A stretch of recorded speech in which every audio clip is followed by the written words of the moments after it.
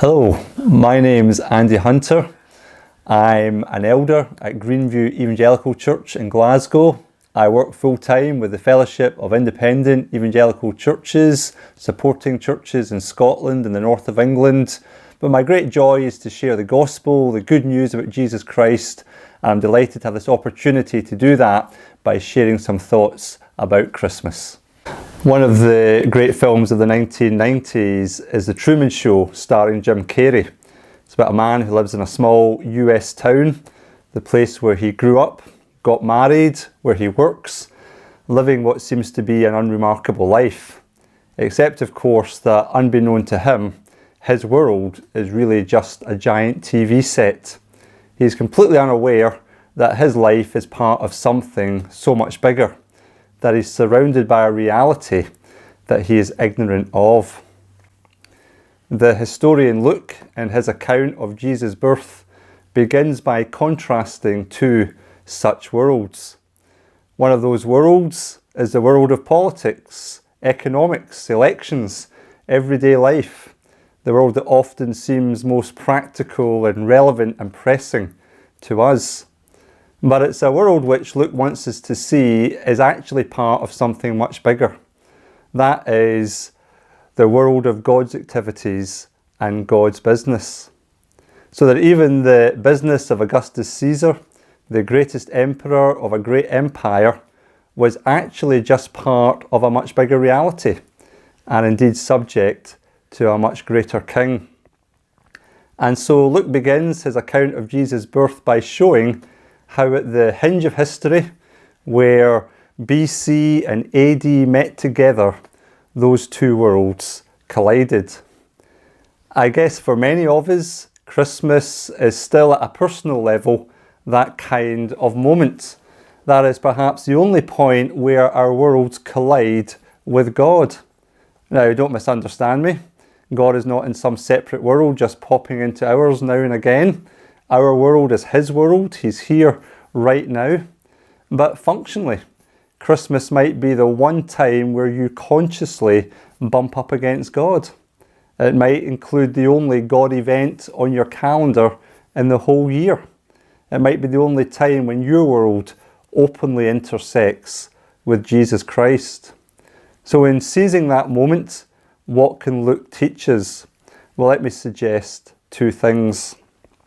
Firstly, to be aware that it is possible to go through life oblivious to what really matters and to what really will last.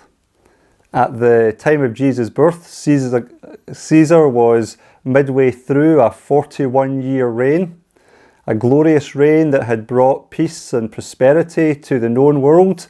It was the time of Pax Romana. He had a lot to be pleased about. And yet he never realised, as far as we know, that the ultimate reason for his existence was Jesus Christ. Let me explain what I mean by that. You see, for centuries before Augustus, God had been trailing in advance that the solution to the world's greatest need was on its way. That a deliverer, his own son, was going to step into human history to pay the price for sin. And by that I mean our failure to honour God, to love and obey Him as we ought to. But in order to avoid any confusion about this Saviour's identity, amazing prophetic details about His birth were given in advance. That included His birth tribe, the miraculous nature of His birth, and 700 years before it happened, the very place He would be born, the town of Bethlehem, in the region of Judah. The problem 2,000 years ago, however, was that Mary, the pregnant Mary, was 90 miles away from Bethlehem. But guess what? 1,500 miles away, in an office in Rome, a census is decreed. Under the unseen hand of God, Augustus had become God's stage manager of one of the greatest events in human history. As far as we know, Augustus never realised the true significance of his life, that his great purpose was to be part of an even greater story.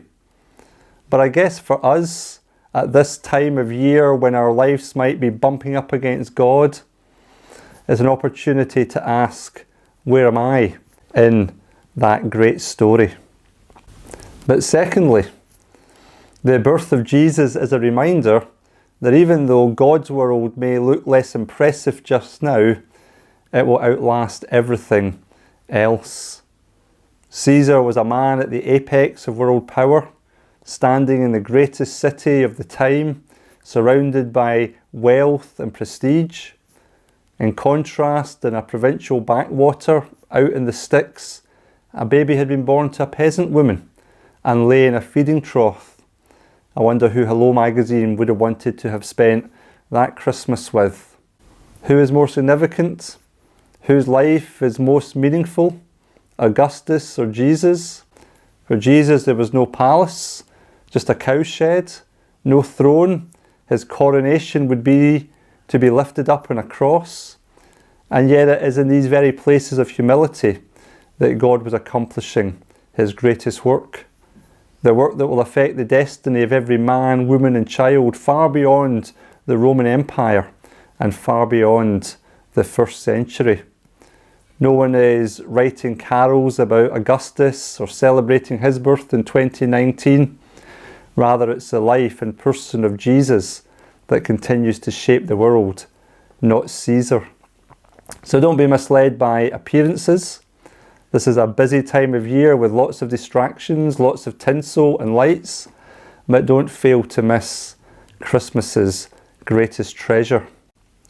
At the end of the Truman Show, Truman's world literally collides with the real world when his boat crashes into the wall at the back of the studio lake, and he finds a door between these two worlds, and the great tension at the end of the film is, will he step through it or will he retreat back?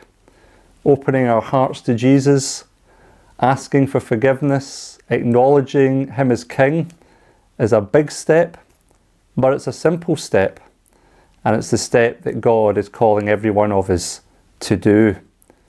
God bless you, and I hope you have a very happy Christmas. Thanks for watching. If you'd like to follow up on anything that's been said or find out more about Christianity, you can contact us through the email address on the screen. We're going to finish now with one of my favourite carols, O Little Town of Bethlehem. I hope you enjoy it. Thank you.